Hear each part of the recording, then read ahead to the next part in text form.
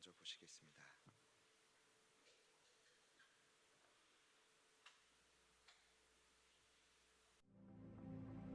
여러분, 3분의 1은 누굽니까? 허물과 죄로 죽은 존재. 3분의 1은 누굽니까? 지금 이 땅을 세상 풍조에 따라 살아가는 자. 풍조가 무엇입니까? 마네모스, 황풍, 전염병도 광풍, 우리가 예기치 못한 황충의 재앙도 광풍, 여러분의 삶에 끊임없는 관계의 어려움도 광풍입니다. 그러나 그 광풍이 찾아올 때 예수님이 아닌 공중 권세 잡은 자, 불순종의 아들 가운데 역사하는 사단을 따르는 자들입니다. 그렇게 따르다가 돌이키지 못하여 어디까지 쫓아가는가? 지옥까지. 이들이 누굽니까? 3분의 2입니다. 오늘 말씀의 핵심은 같다. 오늘 예수님이 왜 요한에게 5번째와 6번째 재앙을 보게 해주십니까? 결론은 제가 아까 말씀드렸습니다. 마지막 때 황충, 악한 양들에게 여전히 괴롭힘을 받고 죽지 못하는 자, 그리고 3분의 1의 죽음을 보면서도 여전히 회개하지 않는 끝까지 귀신과 우상을 섬기는 3분의 1, 그들을 돌이키게 하는 것입니다. 끝까지 그들을 살리기 위한. 중요한 건 어떻게 해야 이 사명을 감당할 수 있을까요? 오늘 말씀에 나왔지만 이 모든 재앙을 관할하시는 하나님을 철저히 바라봐라. 그 믿는 구석이 우리에게 있어야 돼요. 동일하게 손해보고 동일하게 힘이 들고 어려운 것 같지만 지금 저와 여러분에게 뭐가 있어요? 재앙을 관할하시는 하나님 믿는 구석이 있다. 그냥 이렇게 믿는 구석을 정리해봤어요. 저희들은 동일하게 세상의 무례함을 경험해요. 저희들은 오늘도 동일하게 세상의 완고함에 부딪혀요. 그리고 오늘도 저와 여러분이 세상의 폐역함에 영혼이 분노해요. 여전히 이 세상을 기다리시고 긍휼의 마음으로 인내하시는 하나님, 그분을 바라보는 것이 뭐예요? 믿는 구속이 되시는 거죠. 그 힘으로 죽었다 깨나도 회개하지 않을 것 같은 영혼들을 포기하지 않을 수 있는 거예요. 그 힘이 없으면 포기하는 거예요. 저와 여러분 모두가 긴 어둠을 지금 지나고 있습니다. 죄로 인해 탄식하고 쓰러질 대로 쓰러지고 있습니다. 그런데 하나님으로 인해 다시 일어서게 될 것입니다. 변함없는 그분의 사랑으로 인해 어둠을 끝없이 밝히는 사명자로 세워질 것입니다. 사명이 무엇입니까? 3분의 2, 사단의 종으로 영원한 파멸과 죽음을 향해 치닫는 한 영혼을 요한과 같은 하나님의 종이 되어 살려내라! 이것이 사명입니다. 하나님이 찾으시는 사람은 그런 사람입니다. 동일한 고난을 당하고 있지만 믿는 구속으로 그 자리에 붙으셔서 변할 것 같지 않은 저희들, 그 틈을 보고 계속해서 빛을 비추는 것이, 여러분, 저와 여러분을 통해 하나님께서 일하실 것입니다.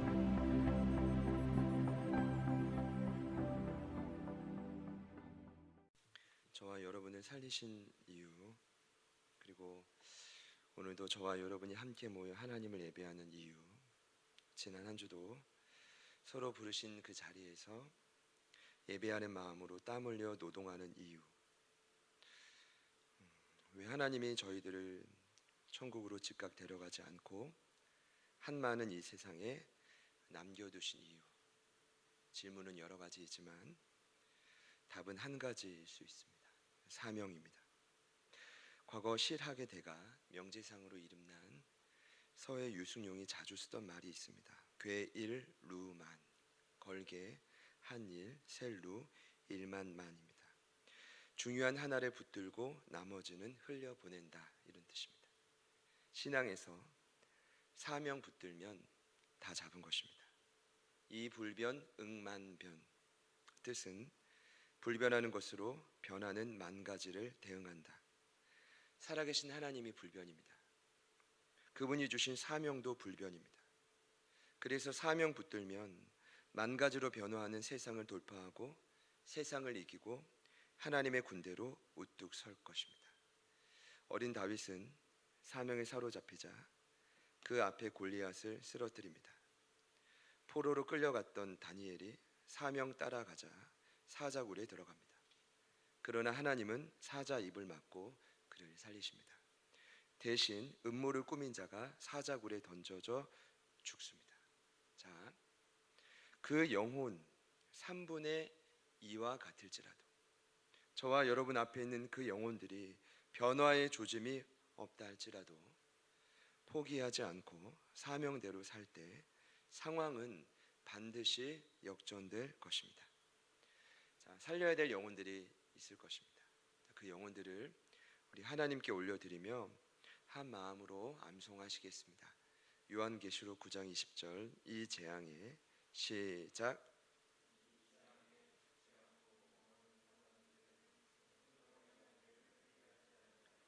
오히려 여러 귀신과 또는 보거나 듣거나 다니거나 하지 못하는 금, 은, 동과 목석의 우상에게 절하고. 아멘.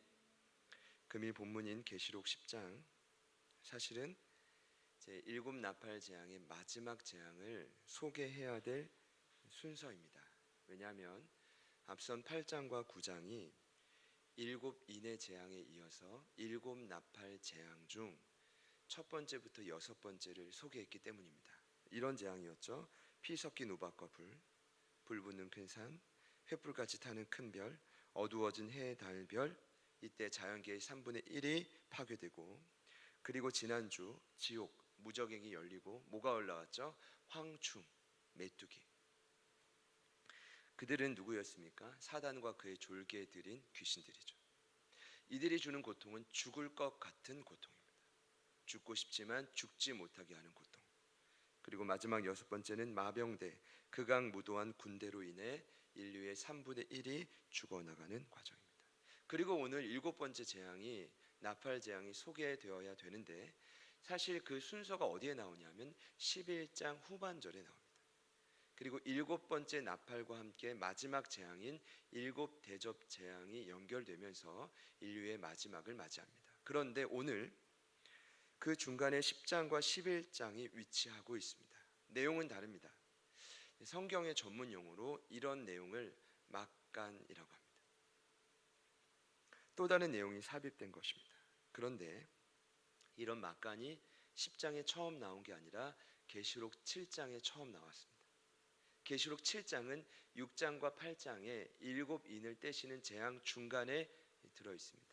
놀라운 건 성경에 기록된 특별히 계시록의 막간은 요한계시록의 핵심을 담고 있다. 3번의 막간이 나와요. 첫 번째 막간 7장 어떤 내용이었죠? 14만 4천 하나님의 인치심 받고 구원받은 자, 큰 환난을 견디고 천상에서 하늘의 장막을 힘입고 모든 눈물을 씻어 주실 것이다. 예수님을 주인 삼은 교회는 7장에서 말합니다. 그런 교회는 안전하다. 일명 교안입니다. 교회 안전. 결국 이런 교회는 하나님의 군대로 우뚝 설 것이다. 그리고 오늘 두 번째 막간이 10장과 11장입니다. 주제는 예수 그리스도를 주인 삼은 교회는 안전할 뿐 아니라 하나님의 군대로 사명을 감당한다. 일명 교회는 사명, 그래서 교사. 그리고 마지막 막간은 12장부터 14장에 나옵니다. 마지막 7 대접 재앙이 있기 전에 교회가 하나님의 군대로 전투 가운데 승리한다. 일명 교회의 전투, 이래서 교전입니다. 자, 말씀드린 대로 이 막간은 요한계시록을 바르게 이해하는 중요한 열쇠입니다. 7장, 오늘 10장과 11장, 그리고 12장부터 14장입니다. 여러분, 계시록은 무서운 공포 영화의 한 장면이 아닙니다. 계시록은 하나님의 진노와 심판의 어떤 확실성만을 강조하는 내용이 아닙니다. 계시록은 그 안에 담긴 핵심은 하나님의 돌보심 아래 있는 성도들의 미래와 운명입니다. 비록 고난이 있지만 위로와 소망을 받고, 비록 고난이 있지만 더 이상 교회가 사단의 지배 아래 있지 않고 주님의 지배 아래서 결국 승리한다는 이야기가, 말씀이 계시록입니다. 오늘 10장의 핵심은 그렇게 분명합니다. 9장에서는 제가 희미하게 보인 내용을 끌어당긴 것입니다. 10장을 준비하려고. 그럼 10장은 본격적으로 무엇을 말하냐? 교회의 사명. 본격적으로 강조합니다. 자, 보십시오. 그동안 고생했으니 좀 쉬어라. 참 많이 애썼다. 그런 의미가 아닙니다. 복음의 능력을 힘입어 다시 애어나라. 이런 말씀입니다. 너에게 상처와 아픔을 준 세상을 향해 복음을 들고 다시 나아가라. 그럼 이것이 핵심입니다. 자, 우리 미리 이번 주 사랑 인사를 하겠습니다. 옆에 있는 분들께 인사합시다. 다시 나아갑시다. 오늘 말씀을 보니 1절에 자, 하나님 어떻게 설득하냐면 힘센 한 천사가 등장합니다. 구름을 입고 하늘에서 내려와요. 머리 위에 무지개가 있고 얼굴은 해와 같고 발은 불기둥과 같다. 자, 이 천사는 7 나팔 부는 천사가 아닙니다. 계시록 말씀을 보니까 특이한 점이 종종 이런 천사들이 등장합니다. 예를 들자면 계시록 8장 5절에 성도들의 기도의 향을 금향로에 담아 예수님께 올린 천사가 나왔고, 계시록 9장에서는 무적에게 열쇠를 가지고 지옥 문을 여는 천사가 나왔고, 오늘 또 힘센 천사가 나오는데 이 힘센 천사가 과연 누구냐? 예수님이냐? 가브리엘이냐? 여러 의견들이 있지만 제가 볼 때는 계시록 5장 말씀이 생각났습니다. 거기 보면 힘센 천사라고 나와요. 누구였죠? 하나님 보좌 앉아에 앉아 계시고 오른손에 두루마리를 쥐고 계실 때 이런 외침을 한 천사가 있었죠. 누가 두루마리를 펴며 그 이늘 떼기에 합당하냐? 이렇게 외쳤던 천사가 힘 있는 천사라고 소개됩니다. 아마도 제 생각에는 동일 인물일 것이다. 그런데 차이는 계시록 5장에서 두루마리를 취하시고 인을 떼며 재앙을 일으킨 분은 예수님입니다. 두루마리를 취하신 분은. 그런데 오늘 말씀을 보니 두루마리를 가지신 분이 누구냐? 힘 있는 천사입니다. 차이는 이미 예수님이 5장에서 두루마리를 인을 떼면서 펴 놓았기 때문에 오늘 말씀을 자세히 보시죠. 힘 있는 천사가 가지고 있는 두루마리는 이미 펴 놓여져 있다. 여러분 다시 기억해야 됩니다. 두루마리는 어떤 뜻이죠? 에스겔 2장과 다니엘서 12장을 통해 일전에 말씀드렸죠. 두루마리는 이 땅을 향한 진노와 심판, 그를 통한 구속의 완성과 승리를 함축한 내용입니다. 그러니까 이 두루마리가 열려지기를 누가 울면서 간절히 원했죠? 요한이. 너무 힘들었어. 이미 그 두루마리는 펴 놓여 있습니다. 근데 여기 펴 놓인 이 뜻을 좀 유심히 찾아봤습니다. 그 뜻은 에네오그메논, 어떤 뜻이냐면 완료 분사형으로 두루마리의 내용이 원하는 사람들에게는 누구나 밝혀질 수 있다, 이런 문법적인 뜻이 있습니다. 그러니까 중요한 건 펴 놓인 게 중요한 게 아니라 펴 놓인 두루마리를 누가 전하냐입니다. 그걸 요한에게 보여주는 겁니다. 가뜩이나 오늘 천사가 발을, 오른발은 바다요 왼발은 땅에 딛고 있습니다. 바다와 땅, 땅과 바다, 딱 봐도 온 세상 전부를 의미합니다. 그러니까 펼쳐진 두루마리 메시지가 온 세상에 전파되어져야 된다는 메시지의 보편성을 담고 있습니다. 이번 주 신명기 29장을 묵상하는데 여러분 14절과 15절에 이런 말씀이 나왔죠. 하나님 앞에 있는 그 이스라엘 백성들을 향해 내가 이스라엘만 세우기를 원치 않는다. 뭐라고 기록했습니까? 오늘 여기에 서 있는 자, 그리고 오늘 우리와 함께 여기 있지 아니한 자에게까지다. 하나님의 방법, 마음은 늘 열방을 향해 있습니다. 3절과 4절을 보니 이제는 그 천사가 본격적으로 외칩니다. 사자처럼. 저희가 기억해야 됩니다. 왜 사자처럼 외쳐야 되는가? 구약 성경을 보면 호세아 11장과 아모스서 3장을 보니 하나님의 음성이 사자 소리로 비유됩니다. 그러니 오늘 천사의 외침은 누구의 음성입니까? 하나님의 음성인데 이때 7 울의 천둥이죠. 7 천둥이 막 소리를 냈겠죠. 그러면서 무언가 중요한 메시지를 전했습니다. 이때 저도 그랬을 것 같은데 요한이 그 중요한 하나님의 말씀을 기록하려고 이제 뭔가 노력을 합니다. 그때 만약에 이 7 천둥의 메시지가 기록됐다면 10장 말씀이 늘어났겠죠. 그런데 놀라운 건 아니 하나님의 말씀을 더 기록하면 좋은 거 아닙니까? 그때 하나님이 그 기록을 막으십니다. 이렇게요. 임봉해라, 숨겨라. 그리고 기록하지 말라. 제 궁금증은 이겁니다. 왜 하나님 말씀을 더 하나라도 기록해야지 기록하지 말라고 했을까? 많은 해석이 가능하겠지만 여러분 이것이 성경의 특징입니다. 계시록도 마찬가지인데 보십시오. 성경은 하나님의 계획에 큰 그림을 그려줍니다. 그런데 자세하고 세부적인 내용을 모두 말해주지는 않습니다. 어떤 의미냐면 인생을 항해로 비유할 때 성경은 절대적으로 필요한 항해의 지도가 됩니다. 그러나 저와 여러분의 모든 인생의 이슈를 구체적으로 다루는 상세한 지도는 아니다.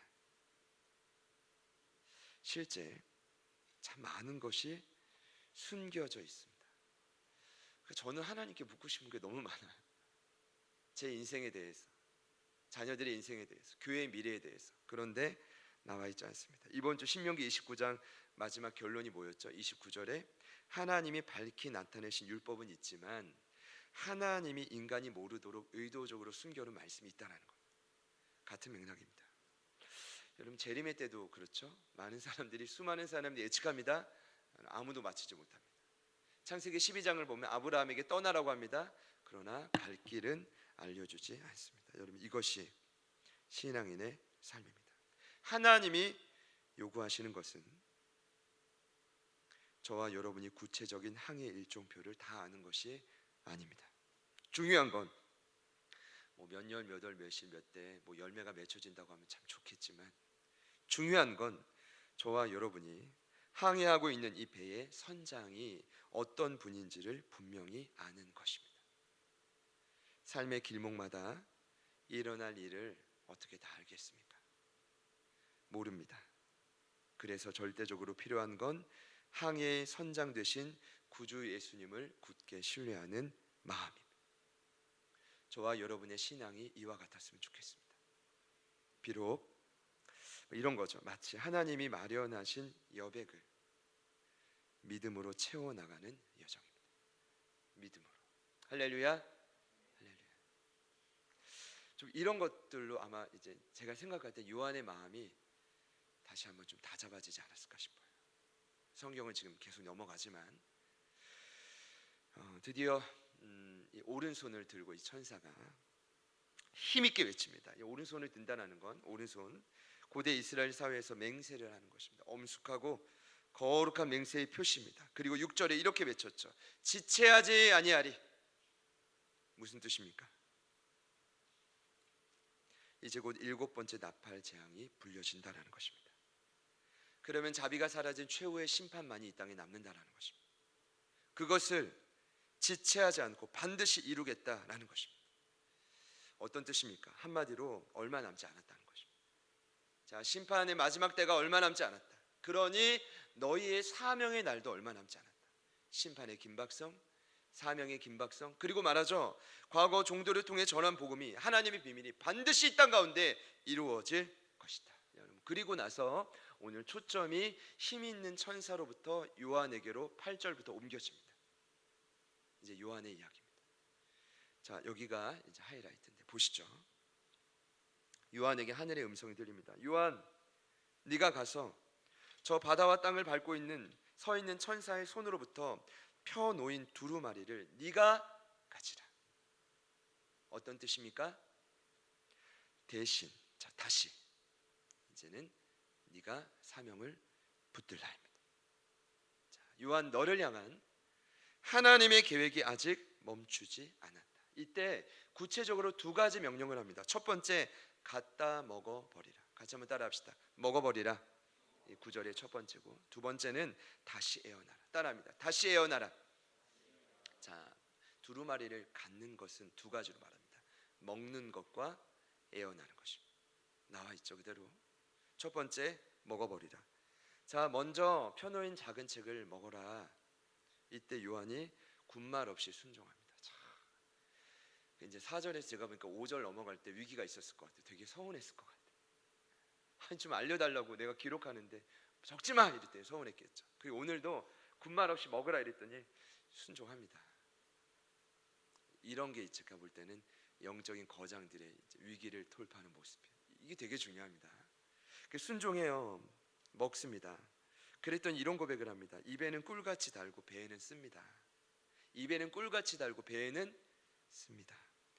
보편적으로 이런 해석이 가능할 것 같습니다. 말씀을 깨달을 때는 즐겁지만 반면에 말씀을 실천할 때는 고달픕니다. 다시요. 말씀을 받을 때는 기쁘고 마음이 가벼워져요. 은혜가 있어요.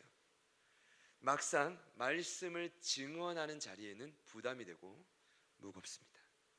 그걸 피할 수 없다라는 거예요. 여러분, 이것이 간단한 표현이지만 사명의 길의 특징입니다. 달콤함과 쓰라림, 기쁨과 부담이 연속되는 길이에요. 명확해요. 제가 볼 때 어떻게 이렇게 표현했을까 싶어요. 자, 두 번째, 다시 예언하라. 어떤 뜻입니까? 명백한 사명의 재초청입니다. 요한, 네 삶에 어떠한 역경과 제약이 있어도 결코 회개하지 않고 거절만 하는 세상을 향해 복음을 들고 다시 나아가라, 이런 뜻입니다. 여러분, 오늘 본문은 설명이 이것으로 끝입니다. 그리고 제가 봐도 다시 사명으로 나아가야 되는구나, 먹고 나아가야 되는구나, 기쁨과 쓰라림이 공존하지만 나아가야 되는구나. 그런데 제가 이 말씀을 좀 묵상하는데 보다 깊은 적용을 위해서 사실은 저희가 좀 한 가지를 더 고민해야 될 것이라는 생각이 들었습니다. 그 뭐냐 하면 오늘 이 말씀을 받고 있는 요한과 초대교회 성도들의 삶의 입장을 좀 이해하는 것입니다. 보시죠.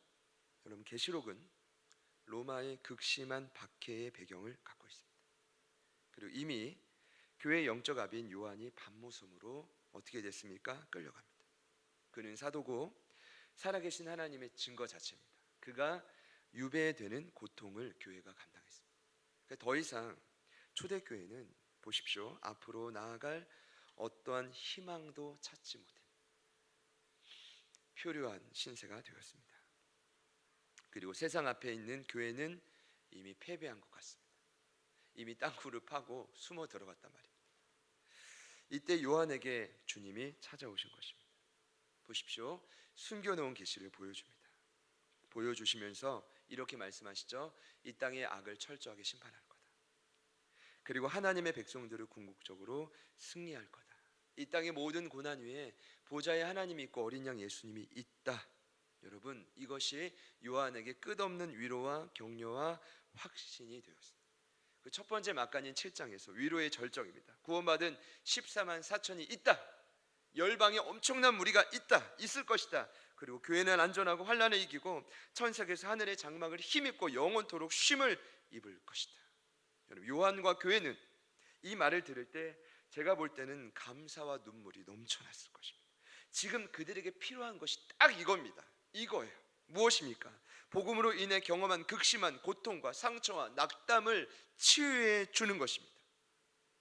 위로의 메시지, 얼마나 감사하고 얼마나 그들이 회복되었겠습니까? 그런데 중요한 건 하나님이 궁극적으로 하시고 싶은 메시지입니다. 10장부터입니다. 하나님이 궁극적으로 그들에게 전하고 싶은 메시지는 그동안 너무 애썼다. 이제 좀 쉬어라. 너의 사명은 여기까지다. 여러분, 아닙니다. 전혀 아닙니다. 궁극적인 메시지는 너는 많은 백성과 나라와 방언과 임금에게 다시 예언하라. 여러분, 이것이 요한에게만 국한된 게 아닙니다. 요한은 초대교회 성도의 대표입니다. 나가서 이 시대를 살아가는 모든 성도들의 대표입니다. 이 음성을 듣고 복음으로 고난당한 모든 성도들이 원하시는 게 뭡니까? 극심한 상처와 아픔이 있는 고난의 현장으로 되돌아가라, 이것입니다. 저는 이 말씀을 묵상하면서 제가 솔직히 느꼈던 마음은 첫 번째, 납득이 어렵다. 두 번째, 섭섭하다. 하나님은 고통당하는 자녀를 배려하지 않는구나. 요나의 섭섭한 마음은 충분히 이해가 되는 것입니다. 세 번째, 하나님의 관심은 자녀들보다는 잃어버린 자녀들에게만 있구나, 이렇게 느껴지는 것입니다. 납득 안감, 섭섭함, 하나님의 계획에 대한 오해, 이렇게 그냥 붙여봤습니다. 저는 오늘 이 문제가 사실 저에게 한 주간 굉장히 크게 와닿았습니다.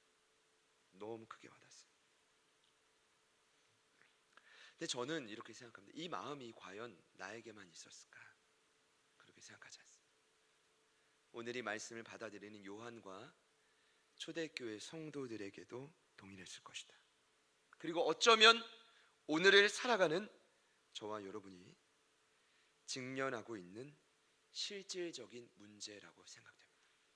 하나님 납득 안 가는데요? 섭섭한데요? 제가 오해를 일으키기에 충분한데요? 정말 나를 사랑하십니까? 이런 것들입니다. 제가 찾고자 하는 건 다시 봤죠? 해결책입니다. 언제나 성경은 그저 명령만 하지 않습니다. 분명한 설득의 논리가 있고 따뜻한 메시지가 있는데 제게 주신 감동은 그랬습니다. 그 해결책이 있습니다. 그것은 두루마리를 가지라고 취하라, 이 명령할 때 천사를 통해 주셨던 두 가지 명령이었습니다. 무엇이었죠? 갖다 먹으라, 다시 애어나라. 거기 순서를 보면 다시 애어나라가 먼저가 아니죠. 먼저가 뭡니까? 갖다 먹으라. 자, 다시 애어나는 것, 다시 사명을 감당하는 것, 다시 세상으로 나아가는 삶, 이것은 무엇입니까? 쓰디쓴 인생의 고통을 피할 수 없다라는 것입니다. 자, 그렇다면 그래서 이전에 무엇을 명령하셨습니까? 두루마리를 먹으라. 쓰디쓴 고통을 다시 맞이하기 전에 뭘 하라고요? 두루마리를 먹으라. 먹으라, 원뜻은 통째로 삼키라, 이런 뜻입니다.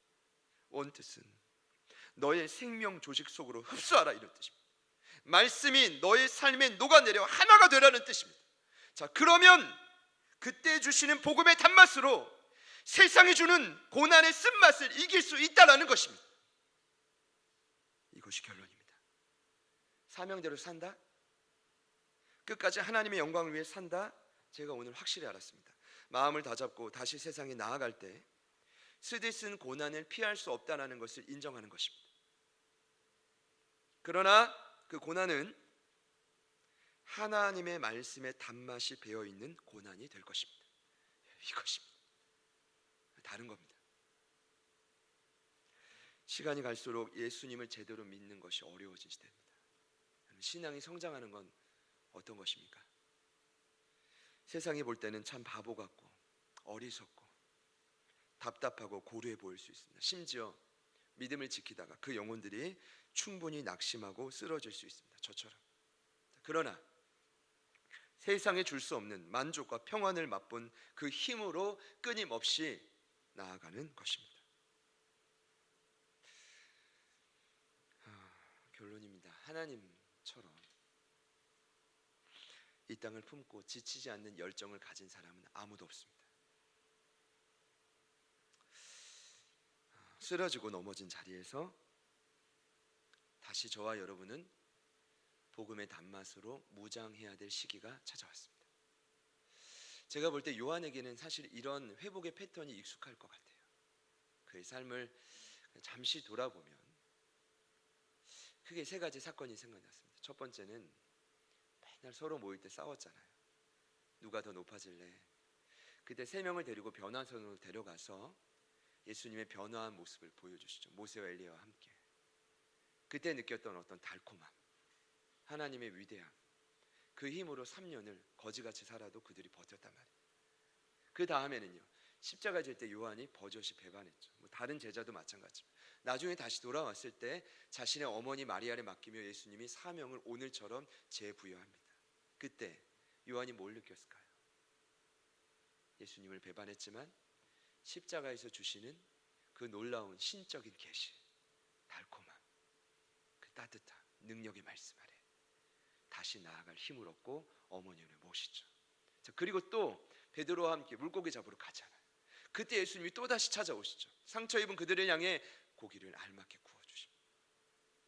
베드로만 고기 먹였겠습니까? 저는 그렇게 생각하지 않아요. 다른 6명도 같이 먹었을 것입니다. 그때 느꼈던 달콤함, 고기의 달콤함, 그리고 따뜻함, 사랑, 거기에 녹아져서 상처와 두려움이 가득한 세상으로 그들이 다시 나아갈 수 있는 것이. 사랑하는 여러분, 오늘 이 역사가 저와 여러분에게도 있기를 소망합니다. 90평생이 넘은 요한에게도 다시 나아가라고 했다면, 여러분 아직 저와 여러분은 멈출 때가 아닙니다.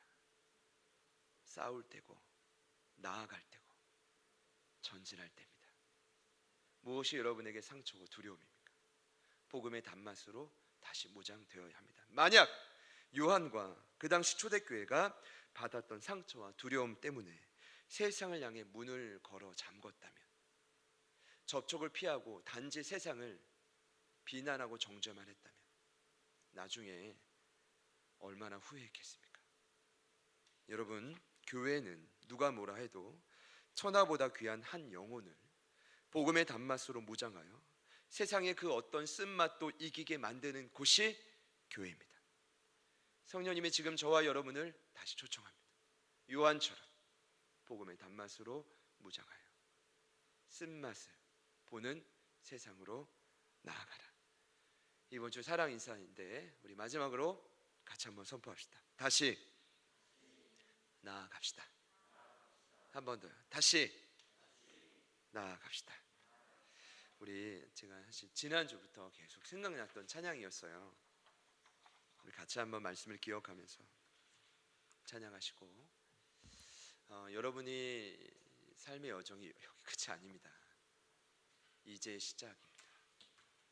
그리고 살려야 될 영혼들이 많이 있습니다. 기대하는 마음으로 주님 복음의 단맛으로 저희들을 다시금 무장시켜 주십시오. 저희들의 고난은 하나님의 단맛이 배인 고난이 되게 하여 주십시오. 결단하는 마음으로 같이 한번 찬양합시다.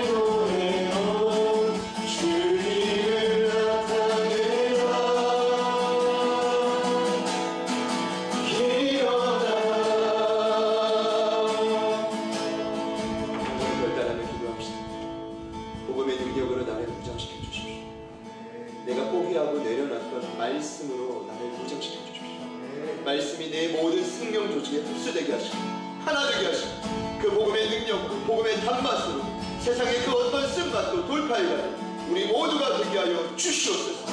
요한도 다시 무장하라고 축복을 받았다면 우리 역시도 다시 무장해야 될 필요가 여기에 있습니다. 하나님, 우리를 복음의 능력으로 무장시켜 주시고 하나님, 그 모든 세상의 쓴맛을 복음의 단맛으로 이겨나가고 돌파해가고 극복해가는 승리하는 우리가 되게 하여 주십시오. 우리 결단하는 마음으로 내같이 한번 합심하여 기도합니다. 주여,